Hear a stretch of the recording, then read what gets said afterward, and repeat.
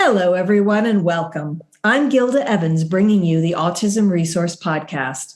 This podcast and the ARP website are your one-stop knowledge and resource space for autism and much more. I'm pleased to have Aaron Smith as my guest today.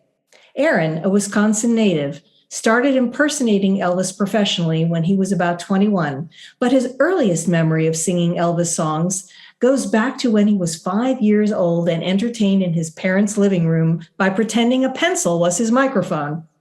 He likes to perform in his hometown of Appleton, his favorite songs being Suspicious Minds and CC Rider. His audience ranges in age from 21 to 70 plus, and his inspiration comes from a great respect and admiration for Elvis as a performer.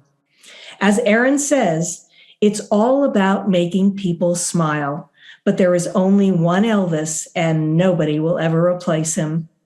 Welcome, Aaron, and thanks so much for taking the time to join me today to share your experiences. Thank you so much for having me, Gilda. It's a pleasure, really. So you started singing Elvis songs at 5, but do you remember liking his music from an even earlier age?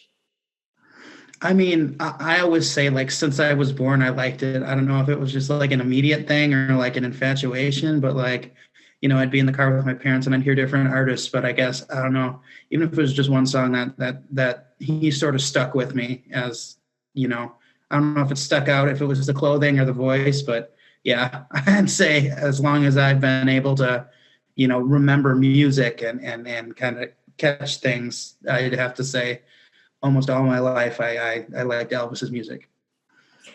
So what were your other musical inspirations, if any? Oh, I would have to say Mary Wilson of the Supremes, Whitney Houston, Dean Martin, and Harry Styles. All right. Well, that's a pretty good group there, I must say. So then what made you want to pursue this professionally, and was your family supportive of that? You know, I always wanted to do it. I just didn't know there was so many people that were doing it and that it was a thing to do. But as soon as I saw another tribute artist locally, and the other ones kind of getting into it, I was like, that would be cool. Because like for me, I felt like that was the one thing I was good at.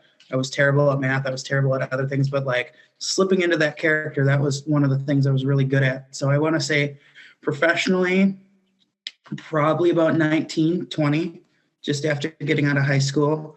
And I bummed around at karaoke bars and stuff like that. And then eventually I had a friend of mine in a band who's like, you should do something with this. You're incredible up there. And like, that was just me in like blue jeans doing my thing. So eventually I would come down and dress up a little more. And from then on, I just said, you know, this could be a good thing to do. It's a fun thing to do. I'm good at this. And, you know, it's a good way to see different places and to travel. But I'd have to say 16 is when I stepped in, and like 19 is when I really started honing that craft of learning, you know, the songs. Because vocally, you want to sing your favorite songs, but you don't always sound good at those songs.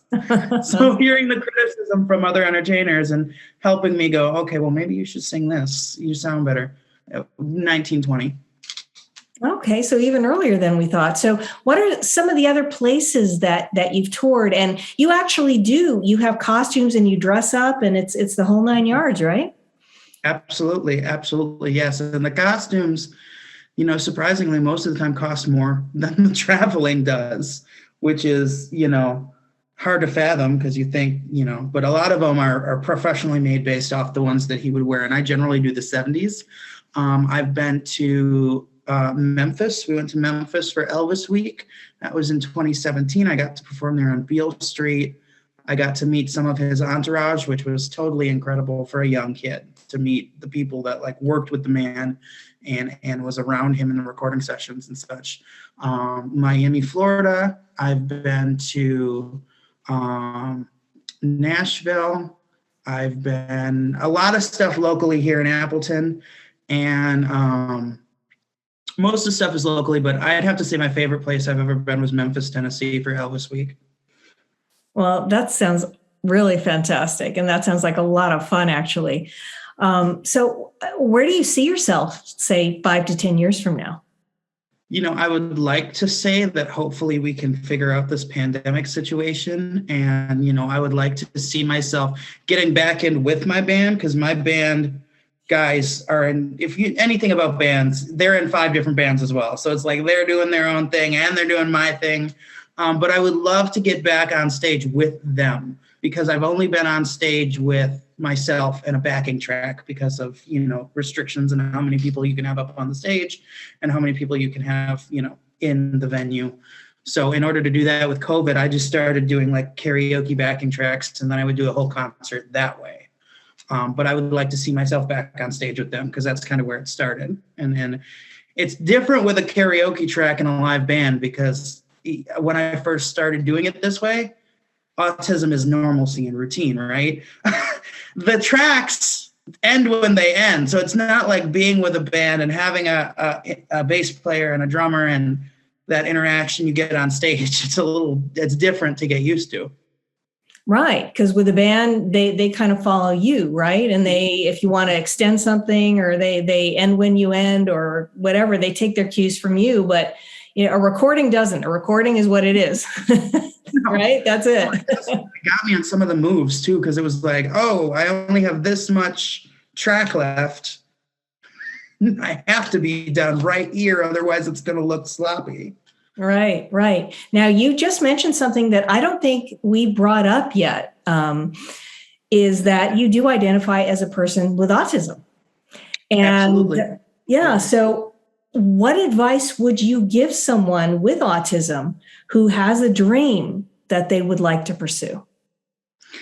I would have to say, don't give up. There's going to be times that you feel that way, because there was sure as heck times that I felt that way. There were times I felt like, especially with, living at home and different therapists and different programs, that it was like, I'll be stuck in this cycle of like feeling like I have to just do what everybody else does, or I have to like put my dreams on hold, and like, because there was just so much on my plate at that time. But I would have to say, no matter what's on your plate, always dream big and always dare to accomplish what you want to accomplish in life, because, no one can ride that dream other than you. No one can stop you other than you. You are in control. And I had a friend of mine tell me that a while back, and that really stuck with me, that you're the one in control of your life, where you want your life to go, what you want to do in life. So, and don't get down on yourself if maybe it's not happening in, the timely fashion that you want it to happen, because I was there, where it's like, why can't I be like this person? It'll all come in time. It'll all fall into place. There's really no manual, but and no, notes to go, okay, this autistic person's going to do this, and we're, there's none of that. So definitely just pursue what you want to pursue, but don't also over pursue it to where you stress yourself out and give yourself those anxiety points of the dream loses its fun. That's all very good advice. I'm sorry, say that again. No, I said, or the dream like loses its fun, or it loses its passion. Don't, because I said that was my, for me, that was my downfall, was I would overwork myself, because I was so ADHD and autism and all that, you're so fixated on it that it almost becomes stressful, because you're over focusing and fixating on something. So don't go that extreme to do that, but definitely don't let other people discourage you from doing what you want to do. Those are very wise words, Aaron, and very, very good advice to take to heart. Definitely. So I'm sure that people are wondering now where they can find your performances.